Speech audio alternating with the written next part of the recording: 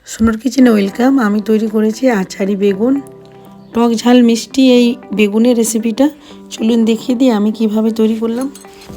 প্রথমে একটা বড় সাইজের বেগুন গোল করে কেটে নিয়ে তার উপরে হলুদ, কাশ্মীরি লঙ্কা গুঁড়ো, লবণ দিয়ে ভালোভাবে মেখে রেখে দিব। ফ্রাই প্যানে আমি সর্ষের তেল গরম করে নিয়েছি। সর্ষের তেল গরম করে এবার আমি বেগুনের পিসগুলো দিয়ে ঢাকা দিয়ে ভালোভাবে এটাকে ভেজে নিয়েছি। বেগুনটা ভাজা হয়ে গেছে, এবার বেগুনটা তুলে নিচ্ছি।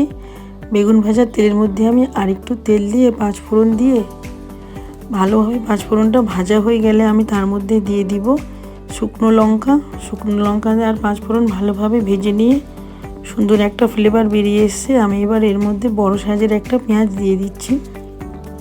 পেঁয়াজটা দিয়ে ভালোভাবে ভেজে নিব।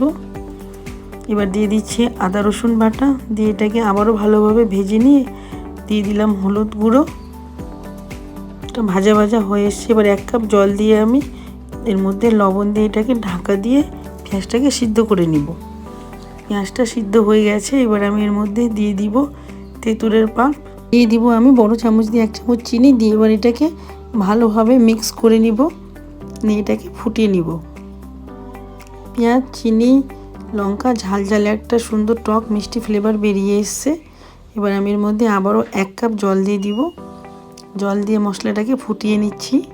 ভালোভাবে ফুটে গেছে, এবার আমি ভেজে রাখা বেগুন পিসগুলো দিয়ে এটাকে আবারও আমি 5 মিনিটের জন্য ঢাকা দিয়ে দিব।